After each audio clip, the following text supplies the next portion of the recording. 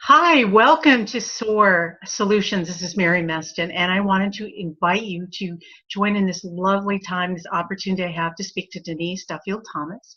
She is from Down Under, and if you've been following some of my feeds and the information I've been sharing with you, she is a money mindset guru. And so we wanted to share with you some of the upcoming information and give you an opportunity to personally share in her story. So a little bit about Denise, if you don't know, and then Denise, I'm going to turn it over to you. Denise is a 6 or 7 figure entrepreneur. Her sweet spot is money, and I'm going to ask about why that is. And she is an entrepreneur. She's a mom of 2, maybe soon more. And she is like many of us. We are trying to balance it all, not being overwhelmed, and find out our blocks, particularly our money blocks, and we'll talk about that, and get through that, because we're ambitious, successful women, and a few guys follow me too. So Yeah. this is a wonderful opportunity to share just what I have found immensely helpful to me. So Denise, can I invite you to share in our crowd here? We do have an international crowd, predominantly North America, but we are all over. And if you wouldn't mind sharing with us a little bit about, the Denise paragraph, who you Yeah, are, sure. what you come from. Even when you said I'm down under, I forget that I'm Australian, which sounds really weird because I'm obviously Australian, but I just feel we're in a place of time where geographical location is pretty meaningless to most of us anymore. We can work internationally, we can connect. Even the fact that we are connecting like this is magic to me. I have no idea how the internet works like this. This is magic. And there's never been a better time with all these tools that we have at our disposal to be successful entrepreneurs, especially for women. But the problem is we have a lot of those fears around money. And so I had those fears as well. I didn't grow up with a lot of money, but I was an entrepreneur from a very young age.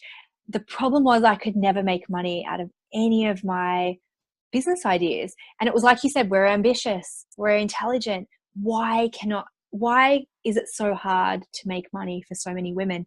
And it's because we've got these ingrained fears, we've got really old beliefs around money.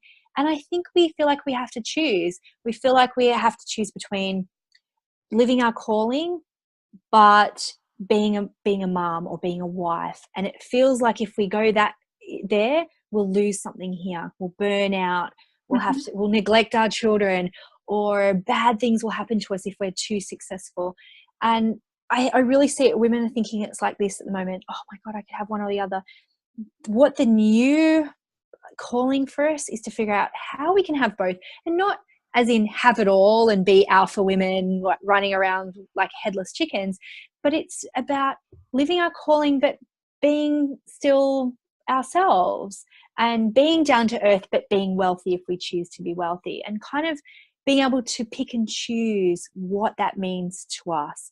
And it's tricky. I can feel a lot of women at the moment, we feel like we're shedding our skin, and it's incredibly uncomfortable because we don't know what this new phase looks like, and we feel vulnerable around it. Absolutely. So I'm right there with you guys. And yeah, a money mindset mentor is kind of like, what is that?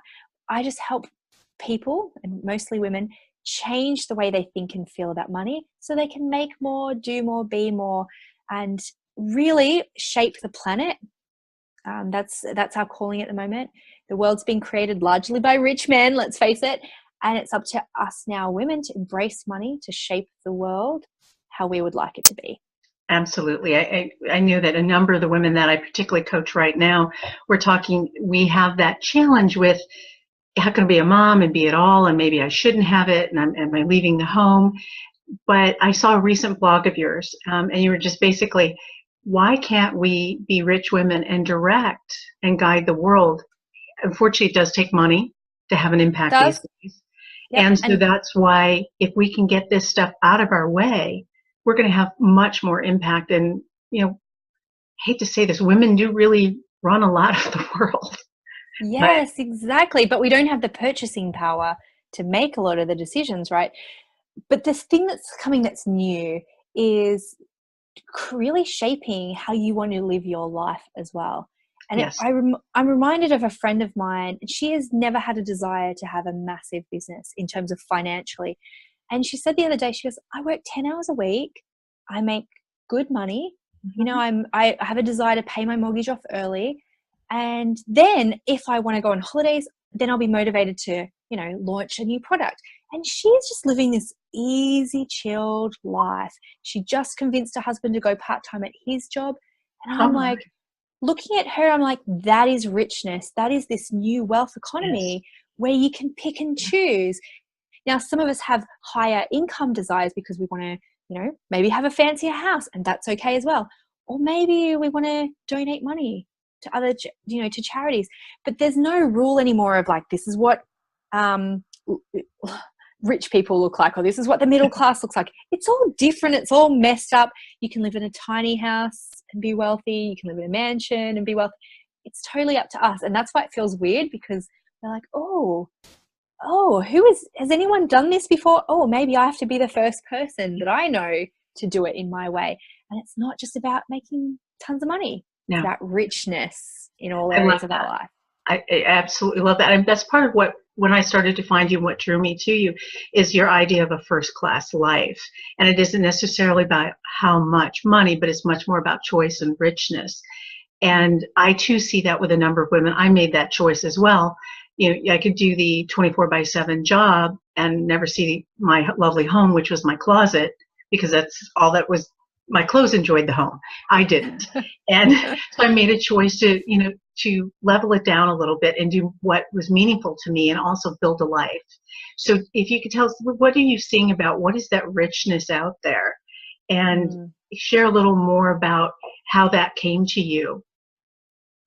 Well, I've always been a really hard worker, you know, and Mhm. so working hard for my business has never been a problem for me.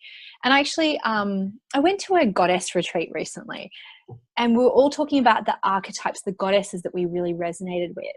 And, you know, people saying, oh, I really resonate with like the wild woman archetype. And I realized I really resonated with the nun archetype because I had been in service to my business. I'd been cloistered in my office, not seeing the outside world for years in pure devotion just to one area of my life, which was business. Right. And I was looking at all these other women going, wow, I want to have the more sensuality in my life and I want to have more pleasure and fun. But they were saying to me, well, I want some of that nun action because I need to get a bit more discipline in my business. So I realized, oh yeah, it's about a bit of more balance, right? You know, it's having the fun and the femininity and the love and all of that kind of stuff. And if you just, you know, go in one direction, some people go too much in the business direction and they work and have nothing else, no juice for anything else. And then some people go only in the other side. Oh, I'm going to be very spiritual and be very, you know, just live in my feminine and my flow, but then they don't have any money. So we've got to come and find like richness in all areas, because it's no point making the money if you can't enjoy it. And Absolutely. also, it's okay on the other side to make money. You know, don't just live in a life of selfless giving. It's okay to receive money as well, and have a bit of balance. Mhm. So I know for me, I was craving that, and I hear it from a lot of other women too, that you do want both. You want to spend time with your kids, but yet you want to be able to work on your book and Yes. find the balance for all of that. Mhm. And it seems like you are kind of leading the trend. You've been able to find more balance, and I know part of following your blogs, you are finding even more balance because, like you said, you're a very hard worker. So you could just keep your nose down and keep working, but now you're kind of opening your horizons. And part of, you know, what your program's offering and how you are approaching your business is you are actively going after that richness. So what 2 or 3 things would you suggest to the followers here? You know, they've been working hard, they've been nose to the grindstone, they have money blocks. What is Yeah. Denise's 1, 2, or 3 guidance? Well, something that really helped for me was telling myself there's Mm. time, because I was feeling like I had to write every book that's in my heart this year, or they would die. And I'm laughing because I'm there with you. Right, okay. Same thing of like, I have to, you know, release every program that's even in my heart. I have to do it now. I have to be everything to everyone. And it came, I think this year, Mark was saying, let's run a mastermind. You know, he's like, we've got our money boot camp and that does really well. Let's create a higher priced, you know, coaching program. I really sat with it and I was like, but I don't want to. That's not my zone of genius. It's not what I want to do. It's not what I'm good at. He was like, well, how much money would it be worth for you to do it? And he's reeling off numbers. And I was like, none. Like, no, it's not what I want to do. So I think that was a big realization for me of like, it's not for me right now, but maybe in the future it will be. And even just saying no to people, you know, people say, well, can you come to Canada? Come to Canada to do an event. And I'm like, you know what? I will totally come to Canada sometime in the next 10 years. And being okay, just being okay to say that to people. No, I'm not going to do that. No, I'm not. I don't offer that. Maybe in the future. And just being okay to be like, you know what? I'm in this for the long haul. I'm going to write more books. I'm going to be able to travel to more conferences. And maybe in this time in my life right now, it's not the right time. And that gave me a lot of peace. So I think it's just that giving yourself peace to know that there's a season for different things in your life, especially those of us who have kids. I'm in the season of toddlers. I'm in the seasons of constant poop, let's face it. And it's like, I can't go and do everything. So I just remind myself, there's time, there's time, there's time. So that's the first thing. The second thing is to surround yourself with people who are living the lifestyle that you want to live, you know, because it's really easy to get caught up in FOMO or feeling like you're a failure or trying to follow people whose business models don't really work for you and your lifestyle. Or having the wrong coach who's like, well, I remember I had a coach and she was like, you should go to every networking event between, you know, here and 3 hours from your house. And I was like, but I'm an introvert. I don't like leaving my house. I don't like having to put on a suit. And she's like, well, how are you going to get clients? And I thought, oh, that's not the right coach. That's not the right coach for me. So you have to surround yourself with people who are talking your language or who are living that life that you want to live. So for some people, that means leaving Facebook groups that no longer resonate with you, or finding new groups like my Money Boot Camp, for example, and being very vigilant about the messages that you allow into your life, because you have to see something different before you can even believe that it's possible for yourself. And then let me think. Third tip is to cultivate a pattern interrupting practice. So good example. I wonder if I've got my elastic band here. Usually I have an elastic band on my wrist somewhere, but I use that as a pattern interrupter. I have one for you. Oh, perfect. I must have dropped on the ground. But it's like you need something. Yeah, just to stop yourself, whether it's an elastic band, emotional freedom technique is a good one, or just so you can go, I don't believe that anymore. I don't believe that anymore. That's not for me. It's so important because negative thoughts become negative patterns and beliefs, become negative actions, become a negative life. And you got to re-engineer that to be like, positive thoughts lead to positive actions, lead to a positive life. And we have to be really vigilant about what's going in here. Mm-hmm. And how did, a quick aside, and then I want to talk about some of the wonderful opportunities you have coming up, but how did you find this? Just years of self-study? You probably you didn't grow up at 12 and say, I want to be a money coach. No, but I was a little misfix-it as a kid. And I remember, I must have been about 12 or 13. I watched Oprah all the time, right? Mm-hmm. And you know how Oprah, she always had interesting people on, and she'd have the celebrity interviews, but then she started the Remembering Your Spirit things. Mm-hmm. And I remember at 12, my cousin was a bedwetter. And I said, let's do a visualization.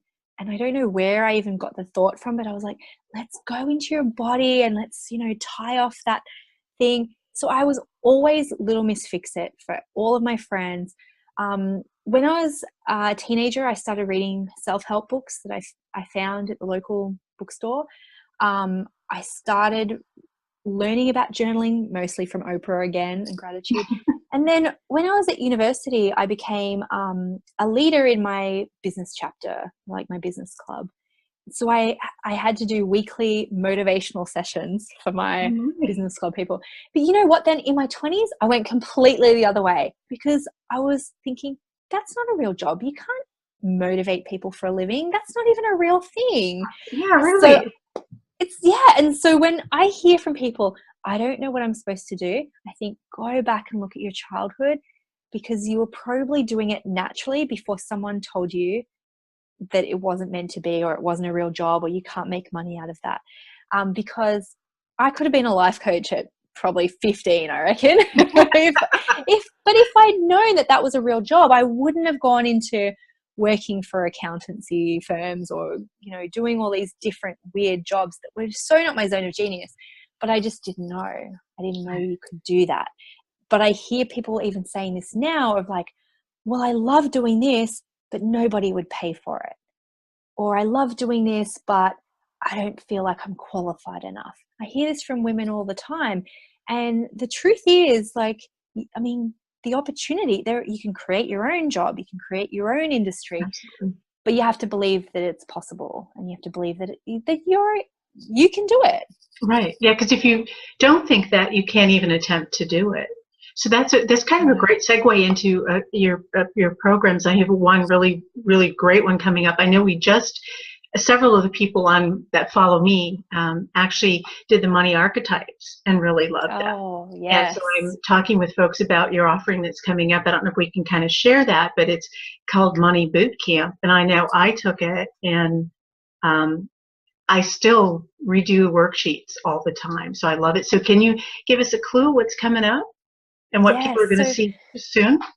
yeah, Money Boot Camp is a program I've been running since 2012, and it's a transformational experience for you to uncover your money blocks and Mm-hmm. your sabotages, because everyone has their own little flavor. We've got our own unique little flavor.